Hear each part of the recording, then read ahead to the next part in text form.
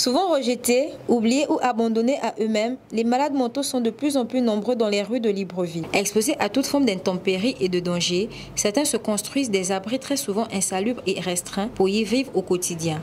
Nous nous sommes rendus dans certains quartiers de la capitale, tels que le PK9, le PK12 ou encore non loin de l'université Omar Bongo, où ces sans-abri ont élu domicile sous le regard impuissant des riverains. C'est un fait de société que nous déplorons tous, bien évidemment, parce que ce sont des compatriotes, ce sont nos parents, si on peut le dire ainsi, qui se retrouvent dans cet état-là et qu'on se doit d'accompagner. Et bien évidemment, pour nous qui sommes responsables d'établissement, mais également parents d'élèves, c'est vrai que ça peut nous interpeller, d'abord sur la sécurité de nos apprenants, et même de la sécurité d'eux-mêmes d'abord, des personnes indiquées. Moi, personnellement, ça me fait mal au cœur de les voir comme ça. Parfois, ce sont des pères de famille qui dorment là comme ça.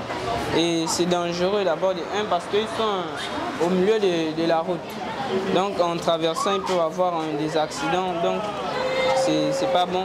Et je trouve que Mélène ne fait pas vraiment son travail parce que même au 11, on a des fous qui traînent un peu partout. En effet, certains d'entre eux sont atteints de maladies psychologiques, ce qui pourrait expliquer l'abandon subi par ces derniers de la part de leurs proches et parents. Cependant, une question mérite d'être posée. Que font les affaires sociales face à cette situation, quand on sait que leur prise en charge révèle des missions régaliennes de ce département ministériel?